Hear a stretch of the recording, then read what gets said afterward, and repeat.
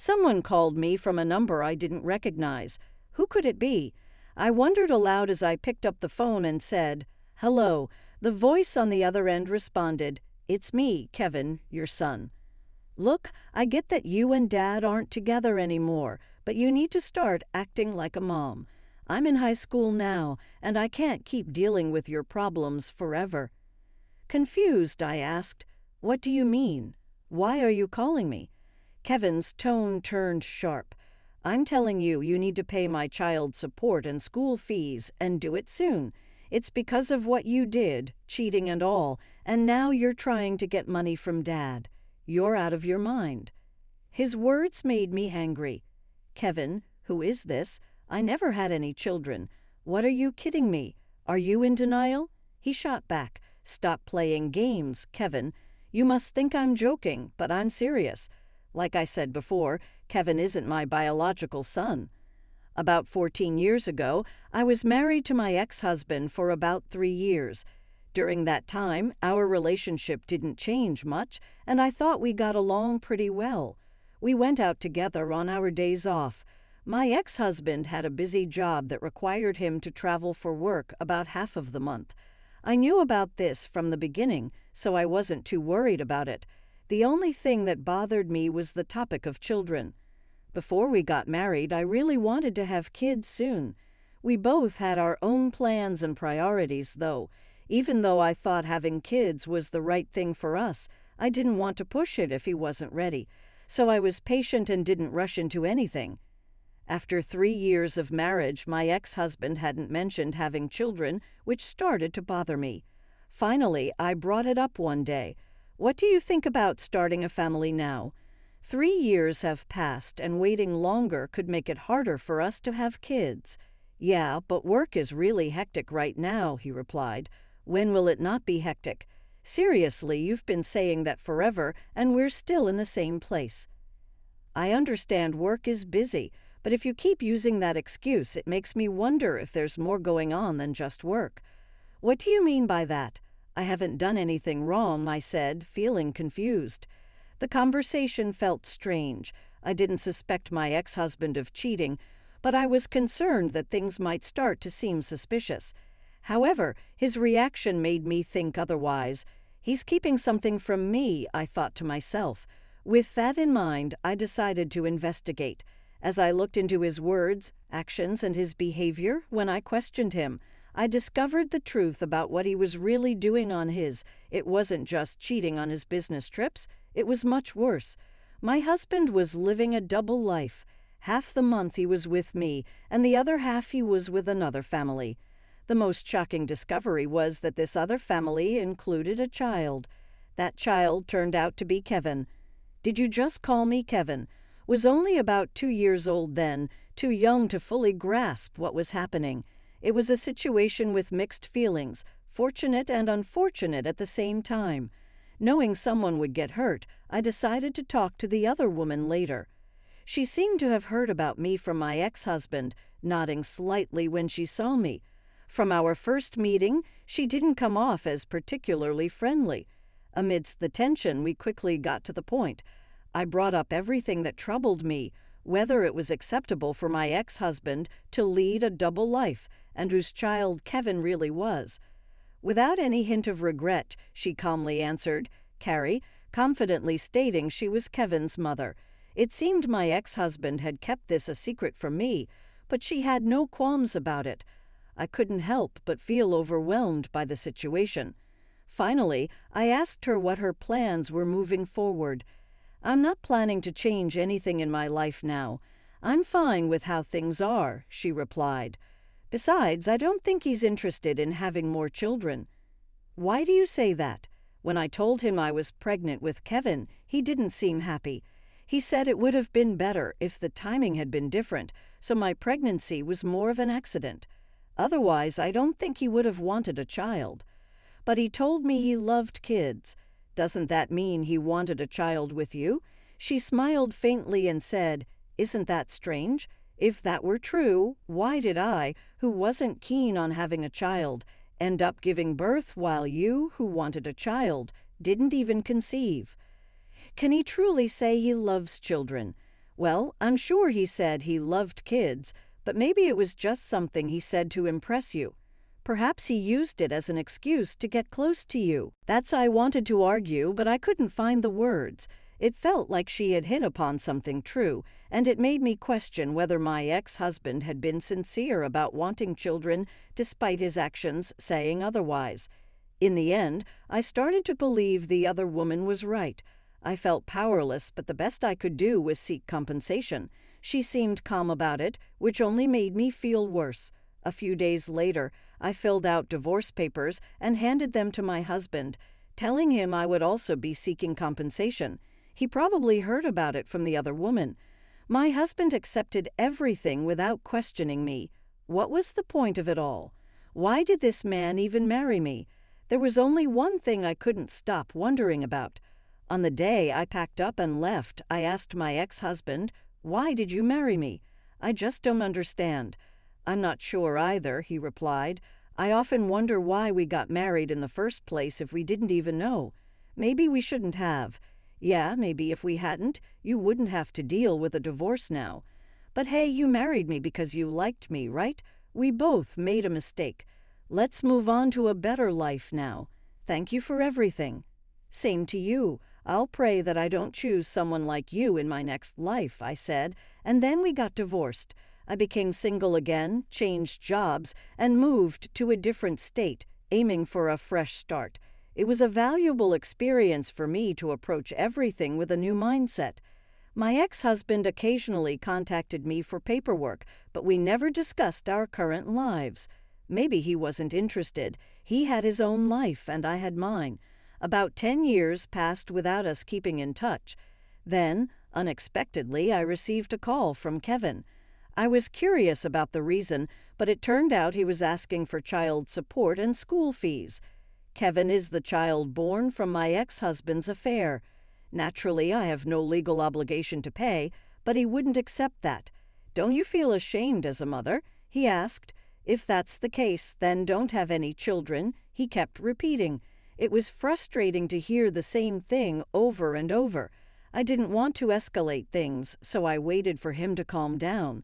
Finally, after a few minutes, I managed to speak up. "Can I say something? There are, get my number. It's obvious I got it from Dad.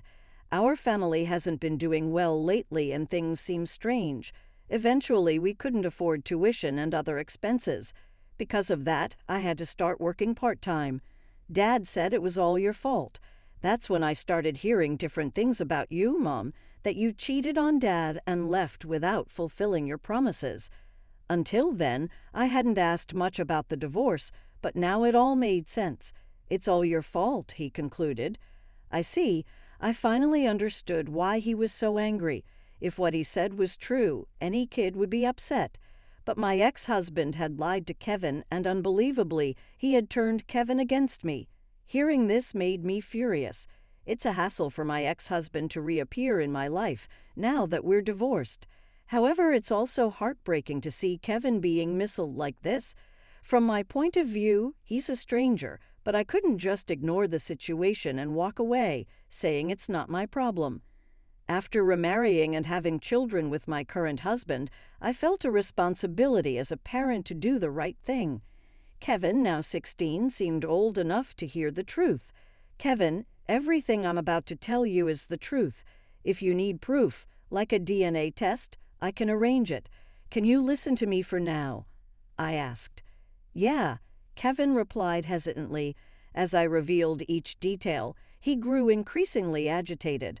"If what you're saying is true, why did Dad have me call you earlier?" Kevin asked, confused. "Kevin, you mentioned you're working part-time. What are you doing with the money?" I inquired. "Saving it for me. Our family's been struggling financially lately, and I wanted to help out with debts. High school isn't mandatory anymore, so I don't need much," he explained earnestly. "You are such a responsible kid, but have you ever wondered why, with that money, you can't cover your tuition and expenses?" Well, sometimes my phone bill payment is late. I think Dad might be short on money. Is he working right now?" "He's working. He goes to the office regularly." "I see. I have a bad feeling about this. Could it be that my ex-husband is using Kevin's money? With that suspicion in mind, I decided to look into my ex-husband's activities once more. Kevin, can you give me about 3 weeks? Haha, sure, that's fine. And please don't tell Dad about what we talked about on the phone, okay? Okay, I won't. So I decided to investigate my ex-husband further. I hired a private investigator and waited anxiously for the results. I'm going too far, but everything I do is for Kevin's sake. I wouldn't go to such lengths for anyone else. Even if people think I'm crazy, I don't care. Would I abandon a child who looks like he's on the verge of collapsing right in front of me? Absolutely not. I refuse to become that kind of person. Above all, I felt a deep anger towards my ex-husband for deceiving Kevin. Filled with this anger, I waited for the private investigator's report. For 3 weeks, when the results finally arrived, I was shocked and furious. It turned out my ex-husband wasn't currently employed full-time. He was working as a temporary worker and had recently been laid off. Instead of actively seeking new opportunities, he was spending his time idly drinking or playing cards. Kevin believed his dad was working because he often dressed in a suit, but the truth was he was unemployed and not actively searching for a job. What angered me most about my ex-husband was how quickly he acted remorseful in front of Kevin. Seeing his dad like that, Kevin felt sorry and willingly handed over all his part-time job earnings. Little did Kevin know, his money was being squandered on gambling and drinking by his father. This situation couldn't be ignored. First and foremost, I needed to take action to help Kevin. With that in mind, I called my ex-mother-in-law, relieved that I hadn't deleted her number from my phone book. Hello. Oh, Avan, it's been a while. How have you been? Long time no see. What's on your mind? Is everything all right?